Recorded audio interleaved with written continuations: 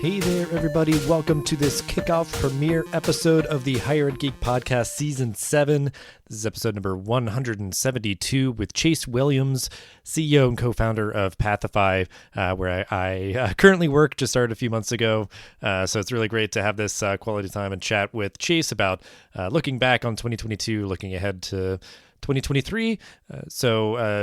He shares a lot of great insights about sort of the macroeconomic factors that are impacting both the technology sector and higher education. So really interesting stuff. He kind of brings his unique perspective as obviously a CEO of a growing ed tech company, as well as somebody with a finance background from his college days and everything. So really cool stuff. And so this is the start of Season 7 of Higher Ed Geek. Really appreciate everybody's support as you've hit 5 years of podcasting, which is wild.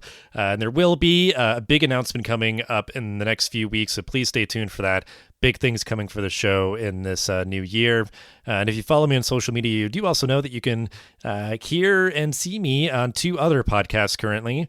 So Reza Chat, produced by Roompact, for anybody that works in campus life, residence life. That's a good one to check out, as well as a brand new Pathify podcast that I started with them called Connected Campus.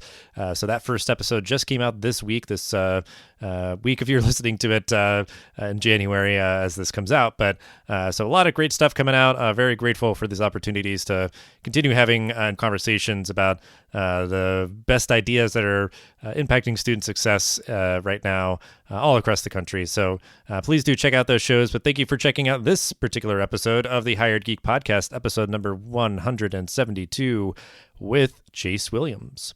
So we are here recording this right at the beginning of 2023. And if anyone doesn't know, I was a history major in undergrad. So I always love kind of, the context of current moments, looking back, looking forward, all that kind of good stuff. So we're going to take a moment today for this conversation to do just that. Mostly look back at the year that was 2022 and see how that kind of helps inform us looking at the year ahead. So we will start out, though, as we always do, with my guest. If you would like to introduce yourself and give a brief overview of your professional background and how we get to be where we are today. Yeah, awesome. Well, thanks for having me on your podcast. I've followed this in the past and have listened to plenty of the pods previously. So Thank you. I appreciate you having me on. My name's Chase Williams. I'm the CEO and one of the founders of Pathify. I'll get into a little bit more of what we do, I think, or I assume later in the show. But my professional background, other than Pathify, I don't really have one, if I'm being honest. So what I mean by that is I, along with James McCubbin, my co-founder, started the company down in Melbourne, Australia, when I was still at university. So I really haven't had another professional job. However, I did a few internships and things like that back in the day, like Big Four consulting firms and that sort of thing. And I would also say, we started the company in Melbourne. It was first an Australian company before we made it a US domiciled company in 2017. But over the last decade, both James and I have worn probably every hat in the business, from whether we've been the sales guy to the customer success manager or the accountant. We've pretty much wore every hat other than being an engineer. So I certainly haven't written a line of code at this point, and I'm forever in debt and in awe at our developers' ability to produce things that are of high quality, particularly on the functional side and also in terms of integrations. But yeah, haven't dabbled on that side just yet, but love getting on the design side and the UX side with VP, our designer, and our product team, and digging in there. So outside of Pathify, not really a professional background, but certainly within the company, have had a breadth of experience, and I've really enjoyed jumping in and getting involved in different areas of the business and learning. It's been a lot of fun. Yeah. And sort of disclaimer as well, I joined the Pathify team a couple of months ago. It's been amazing. And I stumbled upon Pathify when I was at South by Southwest EDU 2022 back in March. So it's almost a year ago as of the recording of this. And just was really impressed. And it's just one of those things where like it really clicked for what Pathify is doing, everything. But I will let you, as one of the co-founders, if you want to give kind of the brief like elevator pitch of what Pathify is, and then we'll kind of go into our conversation from there. Sure. Yeah. I mean, I think the easiest way, and uh, the marketing team will probably slap me on the wrist for this, but I think the easiest way to think about us is a modern student portal and mobile app for colleges. I start there and I'll expand on that because I think starting at portal in particular helps any listeners in ed tech or in the education space anchor it to something that they already know. Mm-hmm. Everyone kind of has a visual of the outdated student portals that they may have been using at college, and it tends to bring some sort of visceral or emotional reaction to people whenever I'm bringing up the company with them externally, just in conversation. But we really think about Pathify much more as a modern integrated hub or front door that connects. And at times we feel like this is a big way to describe it, but really does connect an institution's entire digital experience in one place. So you may sort of think to yourself, well, that's sort of what a portal does, isn't it? And I think that's fair. But what it really comes down to is how we go about connecting the information in one place and what information we're connecting. So Mm-hmm. I could expand on that a little bit, but I want to give you a bit of space to ask any other question if you like. Well, yeah, I mean, and that's kind of like for me too. Like I mean, I was just like walking the show floor and just sort of was like, well, I'll take a look at this, and like just even like that basic premise, because it like we could talk about it for a long time of like all the sort of implications of the sort of solution that you all are providing, but like you said, it's something that, while not new, is like long overdue for sort of just like kind of iterating on, improving upon, and there's just like a lot of kind of uh yeah, to kind of like go on the back end to really kind of manifest the full potential. So I was like really impressed when I got like a really brief demo and everything. So and I think it really does like set up very well for like our topic at hand today. But a quick follow up, because I'm curious of just sort of how you kind of talk about it, because like you said, you kind of lived and breathed Pathify for a very long time and kind of been working in this space since like your college days and everything.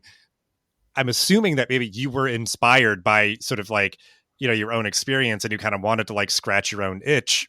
That was sort of the inspiration, I guess. Just anything else, I guess, that you reflect on of sort of the origin story of Pathify.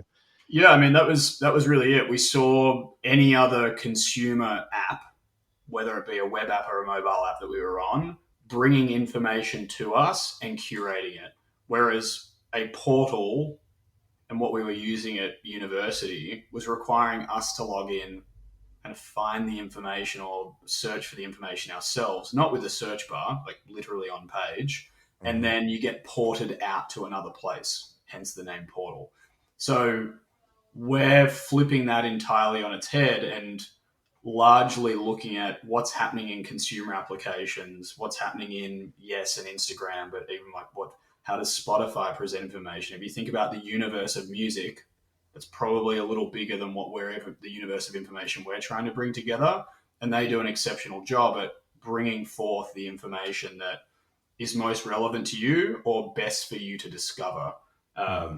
as well. So when I say it's sort of the what and the how, at the highest level, where we're sort of flipping that paradigm on its head and going from we're not porting users, we're bringing information in for the user. And we do that through a middleware platform that we've built behind the system that we call Flow. And then once the information is in there, the really difficult job, and not to say that bringing the information in via integration isn't difficult either, it certainly is. Once you have that information in there, how do we curate it? How do we, through notifications and through the dashboard, present the information that's most relevant to the student or the user at that time?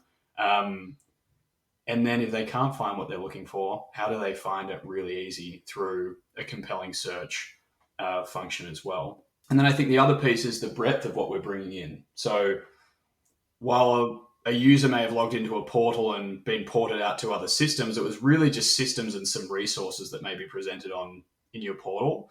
We're doing everything from bringing in information and activity across all your systems. We're looking at what tasks or to-dos you've got, what announcements, the events that might be relevant to you, the particular notifications that relate to all of that. And we're also bringing in people into one space as well, so that you're connected in groups or within cohorts or connected to departments and services that are also most relevant to you. And I think that's been a pretty big missing piece from portals previously.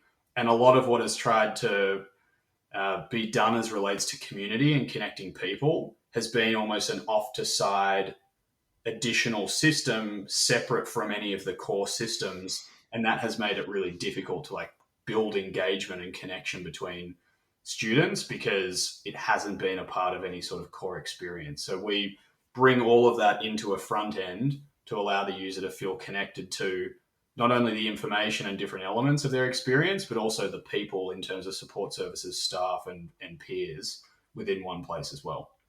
So that's a big part of the what for us. Mm-hmm. Well, and so like, the topic at hand, kind of looking back at 2022, which I think was a big year of the world really kind of, while COVID is still with us, the worst of the pandemic sort of like getting behind us in the rearview mirror and kind of, picking up the pieces, looking at where we're at and, how are we going to kind of move forward with all that kind of has happened. And, as of the recording of this, we're nearing 3 years since kind of the onset of, everyone having to go to kind of emergency remote learning and all these other shifts and things that were happening in society. So, I think it was a really interesting year.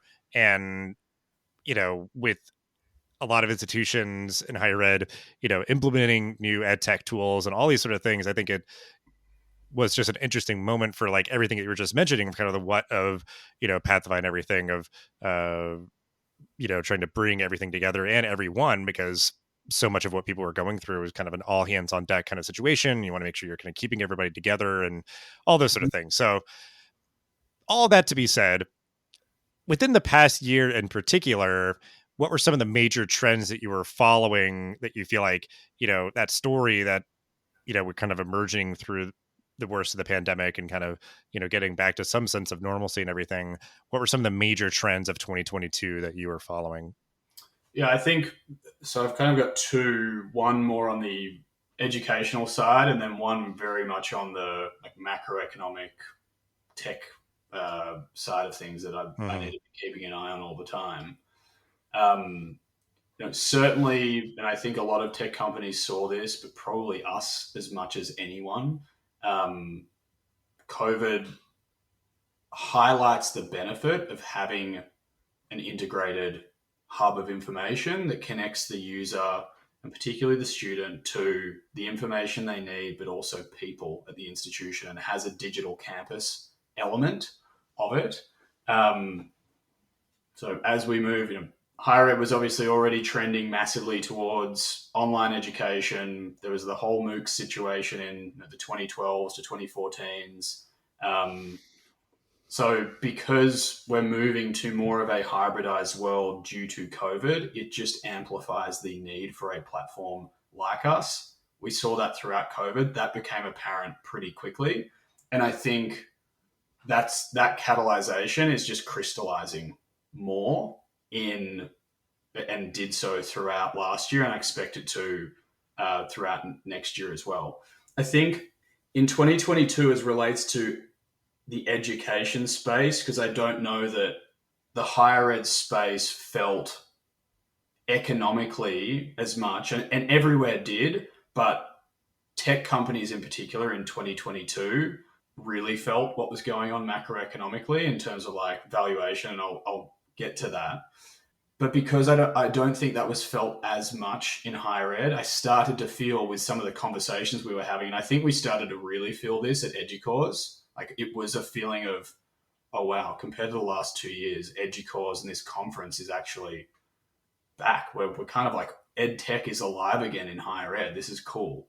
I felt that I was having conversations that were much more around, hey, we've gotten through the worst of COVID. We have some certainty here.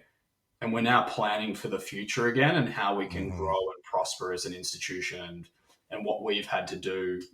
We've bedded all that down. all of the different things are in place around how we'll handle online education, how we'll handle hybrid delivery at our campus. And so it's back to the drawing board for how we can move forward in terms of our experience and our offering for students. So I just noticed that in particular at Educause, but was starting to feel it throughout the year in 2022, I think. Yeah, well, I think that is. I definitely agree, and I guess they kind of like tee you up for like that second point for sort of those like macroeconomic like tech sort of variables of last year is that like the onset of the pandemic caused obviously this huge boom in ed tech, and like with the clarity of hindsight, it was kind of like a scramble, like a frantic scramble of just being very short term of like, well, we need things right here and now to be able to implement, emergency remote learning and all these different things. And depending on how different organizations were like responding to that, they may have like, I don't know, just like, hired a lot of people or made certain investments or bets or whatever that like, they may be sort of reevaluating now. So I think it is that interesting moment where obviously these are venerable institutions that have been around for hundreds of years, perhaps. So like, yeah, they're now getting that moment to kind of rest, breathe, and kind of pick their heads up and look towards the horizon. Mm-hmm. And, they're still obviously like there's so much more aware of like, wow, yeah, we do need, X, Y, or Z tools to like sort of kind of maintain our sustainability and our relevance and efficiencies moving into the future. Mm-hmm. And yeah, that's like it's such a unique thing to kind of like take that as like as a point of optimism, because it's like it's not, that doesn't mean like, oh yeah, like everything's just going to keep on being kind of smooth sailing. It's like, these are still, institutions that maybe, struggling with, staffing and limited resources and all those other things, because they're going to be scrutinizing and wanting to make sure that they're, Yeah. spending their dollars very wisely and all that. So yeah, it's a very, very interesting point. Yeah, and that shouldn't be glossed over. There's certainly been a lot of attrition in the space, staff wise, in over the last year. And I think more what I'm saying is for those who are still at it and taking a long term view at their institution, there is now space compared to 2020 and 2021 to start considering the future. Mm-hmm. Mm-hmm. Even if considering the future means doing that with less resources, particularly Mm-hmm. on the staffing side. How can we have like fewer people work smarter? The idea of like if we can stay lean, and it is like, there's enrollment cliffs and all these sort of like, existential crises for higher ed. It's like, you could potentially be in a position where you're able to navigate that future with like, yeah, just, better tools and just sort of a smarter sort of infrastructure and kind of ecosystem of, your digital investments and everything. So, Well, and um, I think it's going to be fewer, better tools as well. mhm, mhm, I don't think that necessarily reduces our value by an order of magnitude in any way. I think it's going to be the nice to have. I mean, there's so many tools used at institutions these days. Like we'll start conversations with CIOs and bring up, hey, we saw you were using XYZ over here. And sometimes they're just not aware of things that are getting turned on and plugged in. Maybe it's because it's a freemium model, or maybe it's because certain staff members haven't followed the right process or brought people in. But that happens all the time. I think those kinds of situations where it's like, an audit should be happening around software spend. And so you'll likely see fewer, more valuable, higher quality tools that really do impact the experience and impact the drivers of the institution, mhm. which I think is a good thing. Yeah, definitely. Well, I guess that also kind of segues to your other point of just sort of the macro Hmm. economic sort of situation that we're in. So yeah, I mean, I feel like every day or every week there's just like tech layoffs or this or that, the other thing. So like that is like an environment that any ed tech organization is navigating as well. So like, what's your sort of insight there of sort of, I mean, you lived through it, just going through this past year. So, what are your reflections on kind of the macroeconomic I mean, situation? I think that was probably most front of mind for me in this position. I think that there's a bit of a Goldilocks situation going on where in 2021, because of the injection of money into the economy through relief programs, it made money so inexpensive, and the multiples that startups were able to raise dollars at were pretty incredible. That it made sense to raise money at these valuations, and you took a growth at all cost strategy. And really, what happened earlier this year, and it was kind of it was the Russian invasion in Ukraine that kind of was the straw that broke the camel's back. It sort of felt like everything started cascading more quickly from there. It was already happening earlier in the year, but it was almost like the investor or the capital markets said to tech companies who were burning cash that no, you're burning too hot and money was too cheap. So the porridge is too hot. And I think we've gone in the direction of it's now a little bit too cold and that it's sort of overbalanced. And I do feel like with a bit more certainty for those that have survived throughout this year and managed to either cut back or cut back less so while bringing in some more funding, they'll have more of a certain outlook and will start to find the median a little bit more next year because you're going to have healthier companies financially that have survived. They're in a place where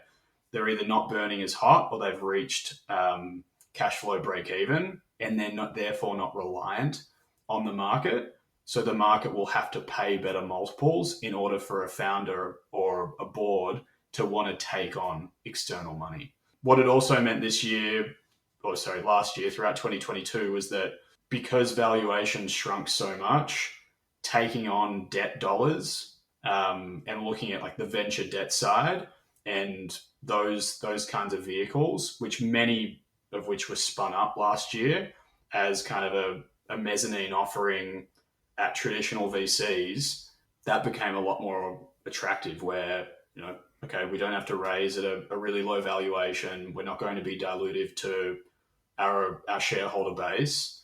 And we feel pretty confident. You want to be very confident that if you take on X amount of cash, it can be paid off in the next 3 to 4 years. So a lot of founders that I know and just through reading, obviously, started to take on a bit more of that approach, either taking on debt as a whole or taking on some debt and taking on a little bit of equity dollars from often just existing shareholders and doing it at a valuation that made sense for everyone. Yeah. And I guess just because my mind always thinks in like metaphors, it's just like, the pendulum maybe was like up swung, like, in terms of just like, running hot and money was just so easy to come by. And then it just is like swinging almost like so far in the other directions. And then it's just going to like come back and be like, okay, we got to get back to that kind of healthy middle because we're in this like ed tech winter of some people like, doing their like, opinion pieces or whatever. So it's like, yeah, I don't know. Like how long maybe is this like winter going to last of, not being how it was? Finding the middle will be more gradual. You can just look at, I saw a question in prep around, like resources. One of the resources I use on this side is the SaaS Capital Index. Mm-hmm. And you can look at the SaaS Capital Index around like valuations based off of ARR multiples. And it kind of goes like this for the better part of a decade. And then 2020 and COVID hits and it just flies from like, I think what it was at the time, it went from about an average of 4x on your ARR multiple over 8 years to about 6, with more investment coming into the software as a service space and people understanding the fundamentals of those businesses and getting more comfortable with it. And then I think the average went to around 15 or 16 times within, I think it was about 8 months to 12 months. And now it's back to like 6.3x where it was like a year or two prior to the pandemic. So it really is this kind of huge spike and then cratering situation, which I think is going to kind of find itself back to that middle ground of, and that makes sense to me. A company that's a good company but isn't growing that fast, maybe it's in that 5 to 6x revenue range in terms of valuation. And a company that's really strong and growing really quickly should probably be in the high single digits up towards that sort of 10 mark. If it's doing really well. Once you start to get beyond that, it starts to become really difficult to justify. And there was certainly reason for major corrections in some of the companies out there. I mean, Tesla was being priced like it's a tech company when it has physical inputs and supply chains. Right. A lot of bizarre stuff going on there.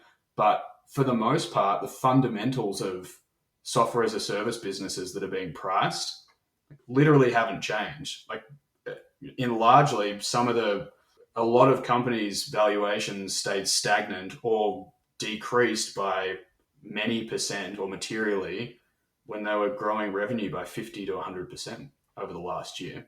And the fundamentals haven't changed in the sense of you have a software as a service company, you build a specific platform.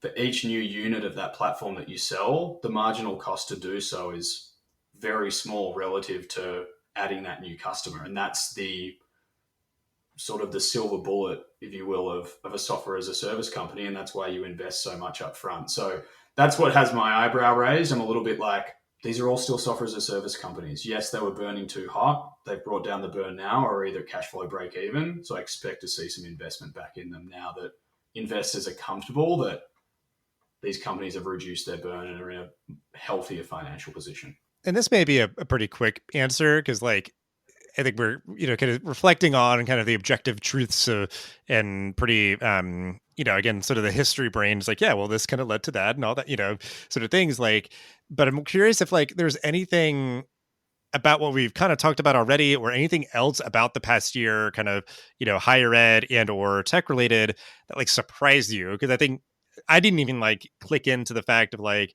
the situation in Ukraine definitely felt like, yeah, like that was just like, oh, okay, fine. Like that really was just sort of the like waterfall moment and everything that like didn't come out of nowhere. Like if you were kind of reading the tea leaves and so we'd be like, oh, it's on its way, it's coming, and it's like, okay, there it is. But was there anything that like surprised you about this past year?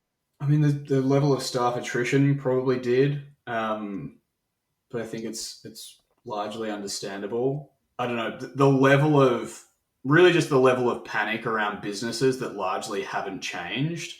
The extent of it, I think that surprised me. I mean, you have great, like incredible businesses like a Shopify that, yes, were valued at absurd multiples, like 40, 50x on revenue, but they're priced now at like 10% of what they were valued at in 2021. So there's just some things like that. Like the overcorrection really has surprised me, I would say. Right, like the extent of it, the fact that it happened, it's like, yeah, that makes sense. But yeah, sometimes it's like, okay, all right, that's well, a little. The other thing that's difficult to, and this is where tech is it's a part of the economy, not the whole, where you've got inflation starting to get under control, but you've got prices still moving up. But then at the same time, tech companies just getting absolutely walloped in market. And so there was this real tension of, for consumers and for everyday workers, you've got to, you're ratcheting up interest rates, and that's going to finally catch up and take care of the supply demand situation on the consumer side as much as anything. But that was still going up and increasing, and you had like in real time the SaaS tech side of things just getting smashed. So that probably surprised me a little bit as well, and why I say I was surprised at the extent of it. Yeah, and just looking at your LinkedIn, because I was curious to look through like your whole background as it's sort of captured there. If anyone hasn't realized, like you have like an economics and finance background, I feel like just like how easy you're talking about all these things, and like I'm following it, but I'm just like, it's very impressive, and it's helpful to get kind of that perspective, because I think you can sometimes have people who are like, and maybe the people that are making these like overly inflated valuations where like they're, you're getting kind of caught up in sort of the buzz of it all or something like that. Like that idea of talking about like, well, Tesla is a technology company. And it's like, I mean, kind of like it's a car company that happens to have like technology in it, but like, so like things like that, where it can just like really get down to kind of the objective kind of nuts and bolts and kind of cause and effect and all that of what can be a space that can kind of just get very, I don't know, yeah, just kind of like buzzy and sort of like, caught up in kind of those sort of things. Yeah. Oh, FOMO is a real thing and how it influences the stock market. There's no doubt in my mind. And there's certain people, you should always keep an eye out for certain people, I think, in your life, where it's like, if that person starts mentioning buying a particular stock or a particular security, that's probably the time to start selling that particular security, sort of thing. Like kind of like how much people were talking about like getting into crypto when Bitcoin's at $60,000. And yes, I'm talking about this with hindsight, but there's some things where it's like, okay, this doesn't quite feel right, and you can generally feel it based on like a few different markers, but it can be difficult to stop because the swell and the FOMO behind it is just so strong. You just can't tell when it's going to break, and you can Mhm. get yourself in some pretty bad positions if you take the wrong one. Yeah. And I was trying to think of it because I think it was WeWork also was trying to like during their like failed IPO, especially be like, we're a tech company. It's like you're a real estate company. Come on. That was like one of the like worst examples of it, if I recall. But Another really good um, example. yeah. Anything on this podcast, just disclaiming, is obviously not any sort of financial advice, Yes. not a Yes. Yes. financial organization or institution. Yes. Oh, I feel like, yeah, that's like, which I appreciate, I guess, but it is sort of like a punchline. Everyone is just like, let's just make it abundantly clear. Um, but so yeah, I mean, I think, kind of tying this back in, because like what's interesting is as sort of, persistent as like higher ed institutions are, like it, you continue to see institutions closing, which I think just really captures the sense of like, especially like private institutions, like they are living and dying, being tuition driven by like the number of students they get. So it's just very much like, does this sort of institution kind of fit in with what, students are looking for and those sort of things. So I think, thinking now about the past, thinking about this past year and these trends that we were talking about and why they're noteworthy kind of moving ahead, because it's obviously like, yeah, like the tech industry and everything has been sort of, laying off and course correcting to get into a sustainable place to be able to continue to do the work that they do, and certainly in ed tech, work with institutions and everything. I guess I'm trying to kind of follow a through line of all of this conversation that we're having. you know why do you think these trends are noteworthy when thinking about the year ahead, about, yeah, like finding kind of I guess kind of sustainability in this like new normal, I guess, is sort of where my brain is going, because I that mean, kind of like applies to both like colleges and, these tech companies and everything. the merger side of things for me was number three on the list. But that's been happening. I sort of kept it out initially because it was a conversation about the past year. If you were to ask over the last 3 years what has been one of the major trends you've been following, certainly mergers of institutions. I think Mm-hmm. it's likely going to need to happen more for survival. I've followed it, but followed it from the outside. And I can't say I know enough about the internal operations of smaller institutions that may or may not need to merge um, to feel confident about any opinions about it or feel like an expert. But it just does feel like if you're a small liberal arts college with not the biggest brand, like outside of a city, that feels really difficult Mm-hmm. going forward. Like I don't know. I'm struggling to see how they prosper unless they just make some significant changes. Get build a brand around online or hybrid education, or are merging to bring down operational costs. Like it's a tough spot, I think, that they will be in over the coming years, and that's obviously why a number of schools have merged in the past few years. Um, Mm-hmm. it's definitely a tough one. I think for next year, given what's happened in 2022, what I'm largely most excited by and what I think it brings. And again, we'll see. Maybe we're catching up at the beginning of 2024, and I'm totally wrong.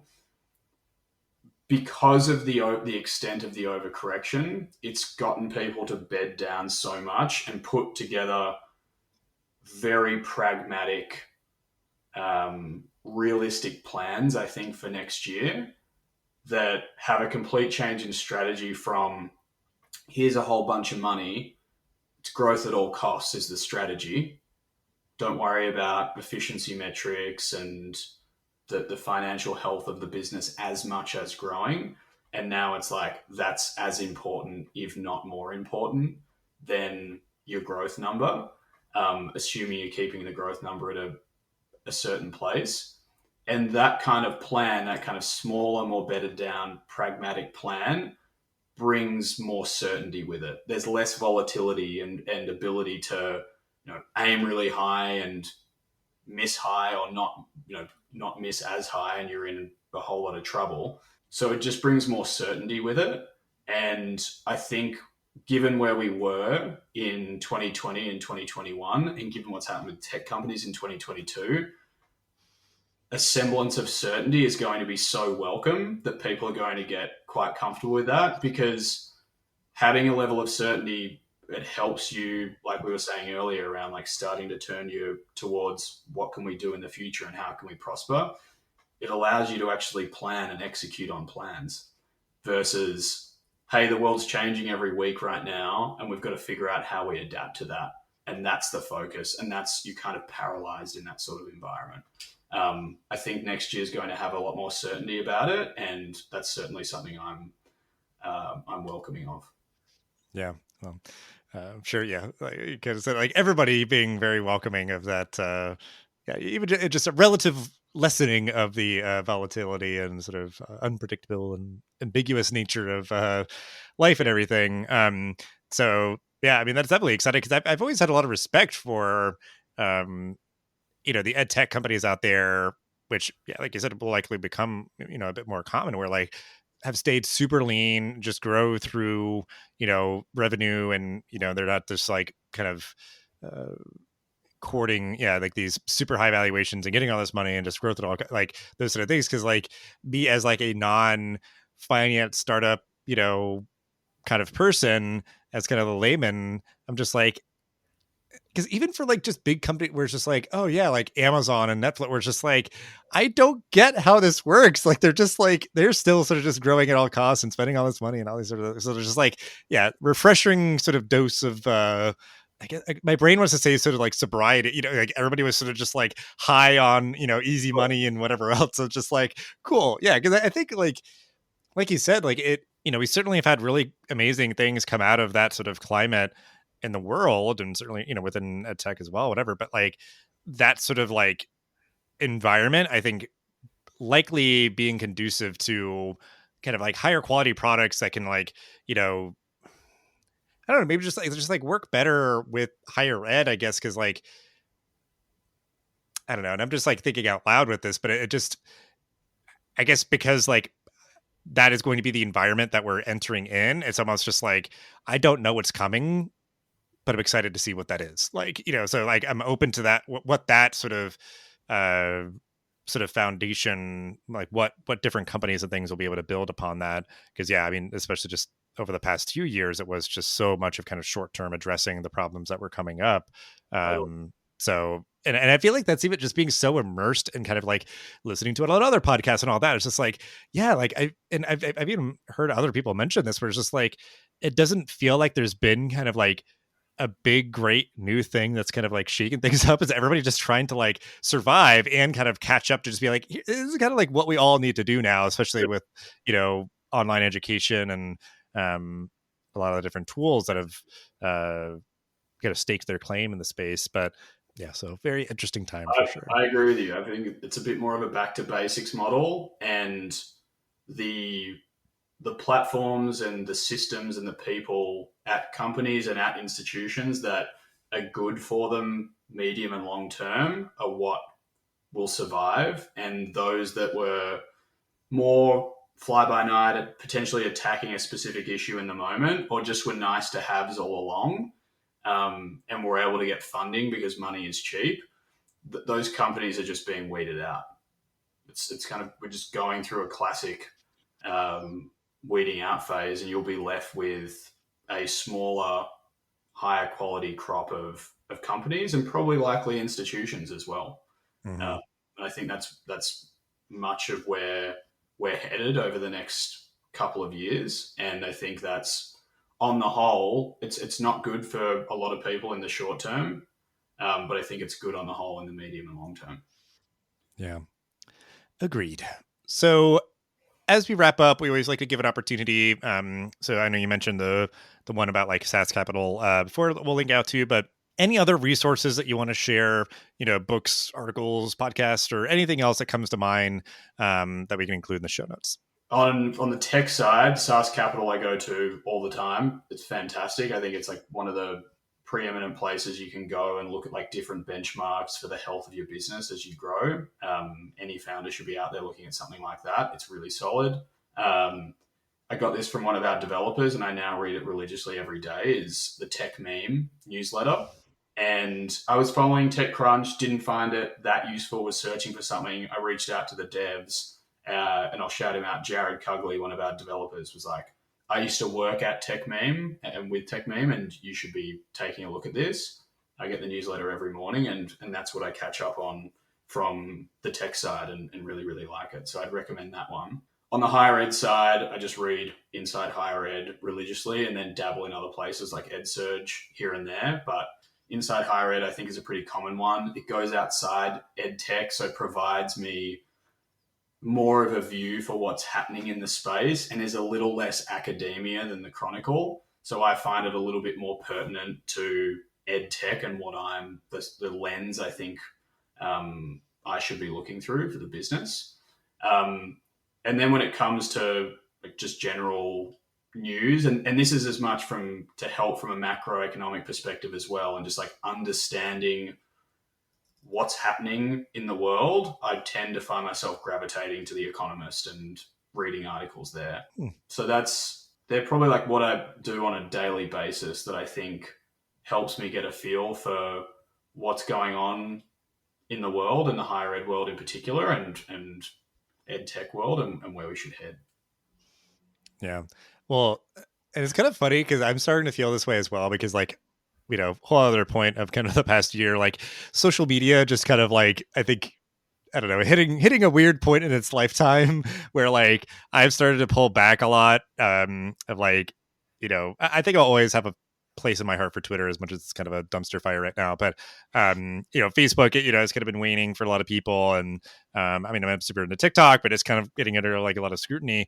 Like how like persistent and like the humble email newsletter, like getting, like Inside Higher Ed and all these different things. Cause it's like, yeah, there's so much happening and I'm going to miss a lot of it if I'm trying to like scroll through Twitter for like 5 hours and there's just all this other stuff that's going to like annoy me or something. It's just like, please like serve up to me like these like, newsletters of exactly the things I want to see, so I've been kind of leaning more that way in other ways to sort of like curate what's going on rather than just like completely relying on social media that I think will always have its place. But, I think that the time of it being kind of the end all be all of the way that everyone, consumes their news or, those sort of things is. I mean, I use social media as much now for what are they doing in terms of design and UX. That's really cool. And looking at it from that perspective. And when it comes to news, Twitter, I find I'm notified too much. So I will get on there and like look around, and it's so enjoyable to see like, or so interesting, I should say, to kind of see what's going on right now. And Twitter always has been like that as well. But like Instagram right now, I'll follow certain news outlets on there because they don't post as much, and they'll usually post something that they're trying to highlight. And I will often use that to be like, okay, maybe that's something worth going and reading. I don't know. It's weird how social media, I feel, is layered in now and plays a different role for like everyone. It's almost like it plays a unique role for everyone, I think, at this point, like which platforms you're on and how you use each one. Yeah. And admittedly, I guess like, because a part of like with Twitter was that like it felt like it was like changing every day. So I feel like, to continue the metaphor, perhaps the dumpster fire is starting to just like, smolder or simmer a little bit. So it's like, okay, it's not changing every day. And then we just have to see how, because I think a lot of people, threw in the towel on it. But yeah, like I enjoy, observing kind of, just that space because, there's just a unpredictability to it, I guess I'll say. There's a trend to watch in 2023. There's not going to be much certainty there. So yeah. Well, we will end as we always do, though. If you want to share a final thought or call to action that you have for this episode, with all the things that we covered, we talked about a lot, but just kind of what is on your mind as we wrap up the episode here. I think it is going back to having more certainty next year. I think this year has been really tough on a lot of people. For me, it's been like the first time we've even had to consider like doing layoffs and moving on from people, and it's a really awful thing. And so for me going forward, just like having more certainty and being in a place where things are healthier, not only to the space, but I want to communicate to like our team and what's going on. I just feel like that's where we are, and it kind of just it makes you feel a little bit more warm and fuzzy inside, and that we're going in a good direction versus like the unpredictability of last year. So that's kind of, I think, the message I want to take into 2023, that at least I believe at this point there's more certainty, which I think is a good thing for everyone.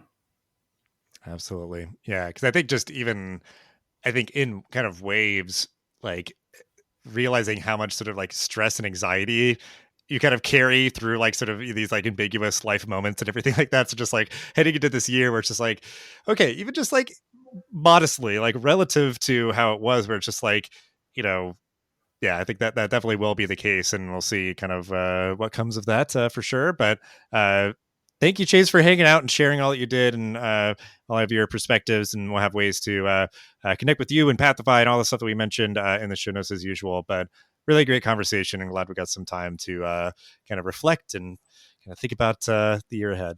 Appreciate it. Thanks for having me on. Thanks for listening to this episode of the podcast. Make sure to rate, review, and subscribe so you never miss an episode. Thanks again for listening, and we'll see you in the next episode of the Higher Ed Geek podcast.